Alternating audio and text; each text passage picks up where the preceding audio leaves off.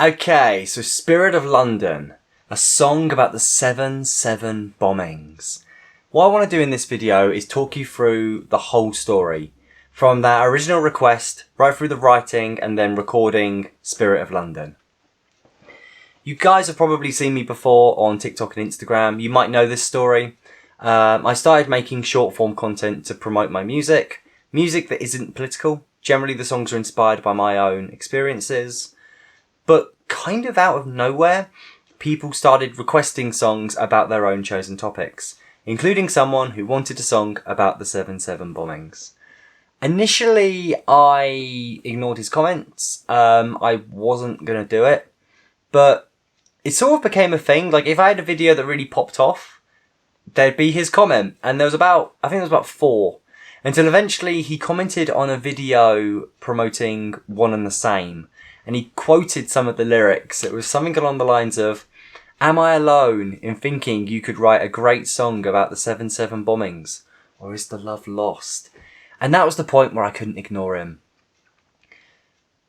I think one thing that was really useful, a little bit of inspiration, was on a video promoting Nothing to Hide, a big guitar rock song. He'd written, "I want to hear a big fat guitar riff that encapsulates the never say die attitude of the British people during 7/7. And so that gave me an in as well. You know, I'm not just going to write a song about the explosions and all that, you know, the atrocity of the event. I liked that there's kind of a positive way in. And that was further emboldened, I guess, by my learning that, so there were 3 explosions on underground stations, and then there was a bus that was blown up on Tavistock Square. When the new bus was brought in to replace it, it was named the Spirit of London. And I love that. It feels like a uniquely British response. You know, sometimes we have an almost flippancy to really important things. There's a kind of, dare I say, a charm? At least I feel it's a charm that we Brits have. And there's this weird thing where I'm kind of aware that unintentionally I come across quite British. Like, there is something very British about my content, and that's not manufactured, I promise you.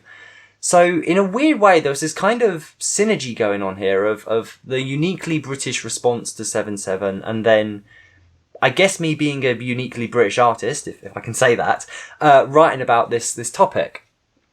And so I guess Spirit of London became the hook. That's like, okay, well, that's what the song is going to be. Yes, so okay, so talking about the writing. A few people have really complimented the chorus on this song. Now, actually, the chorus was the last thing to really come together with this song. I was sitting on my bed, I had my notes in front of me, I had my research about 7/7, this timeline of everything that happened. And I was sitting there with a blank page for quite a while. I eventually managed to write out the verses, pre-chorus, the bridge, and I knew I wanted the chorus to start on an A chord because I thought A, E over the A chord, me singing an E note would sound really good in my range. Going back to that quintessential Britishness, I won't lie. When I came up with that line, you know, "This is the city of London, we keep calm and carry on," and I sang it and it matched the metric rhythm that I was going for, I mean, I had a little moment. I was like, yes, this is so good. And that's what you want, isn't it, as a songwriter? You want to kind of sit there. I mean, don't get me wrong. Sometimes you'll write something and you'll think it's great, and then you look at it the following day and you're just like, what was I smoking? But honest to God, people seem to really dig Spirit of London. I've played it in London and the response has been electric. Yeah. So it took a while to come up with the chorus, but it was worth it, dare I say. Recording the song, I'd finally bought myself some decent music software. I now have Cubase on my Windows laptop.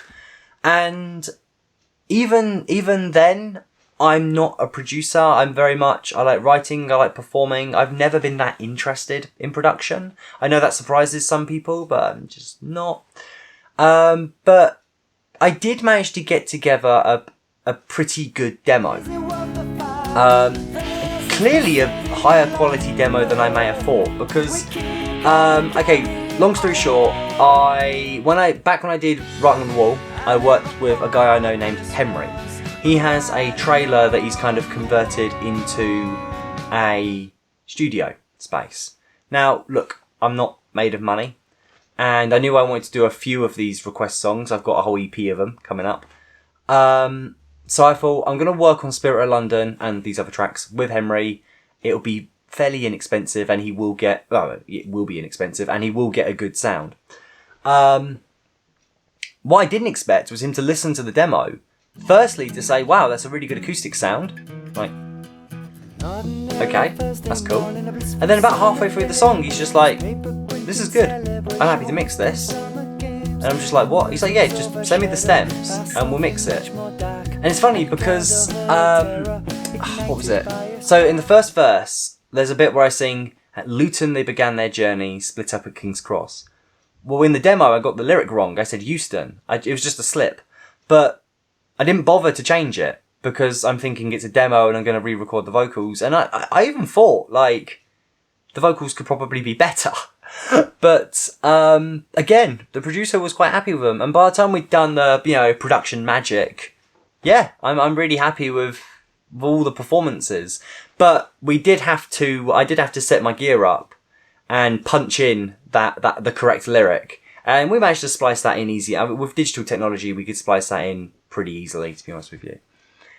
But that was probably my favourite thing about the recording process. And I think overall, we didn't need to add anything. So later on, as we go through these songs, you're going to hear, whether it be synths, whether it be my Henry can play violin. One song, which you can look forward to, has a mandolin on it, or percussion elements. But yeah, this song, there's guitars, there's lots of guitars. There are a lot of guitars, especially on the chorus. One thing I do, so I did it with the heavy guitars and I did it with that ascending melodic line in the chorus. There's two of each guitar, right? So there's two heavy guitars, there's two melodic lead part guitars. One in the left channel, one in the right channel, and I do that a lot. I dare say that's kind of a signature thing that I do. I love panning guitars that are playing the same thing, but you just get those subtle differences. I dare say that's about there with Spirit of London. Maybe the only thing to add is thank you. Especially with Instagram, and even the couple of times now that I've been privileged to play up in London, I've seen the response to this song. You guys really seem to like it. And it doesn't feel burdensome to me. I understand maybe there's something of a gimmick behind it, right? Like, it was a song based on a request, it's about a historic event. This isn't the pure authenticity of me writing a song about my life and that blowing up. But still, I'm grateful. This is still my song at the end of the day. I wrote those lyrics. I wrote that melody. I recorded everything myself. And then obviously my friend mixed it brilliantly. I like the song. And I don't think it's like naff or cheesy or anything like that to have it be one of my bigger songs. And I know what's coming up, what ideas I've got post this era, and I dare say I think I've got some really good stuff coming up. So I don't think this is a fluke, if I'm being honest with you. I think if anything, this is a testament to what I am capable of as a songwriter.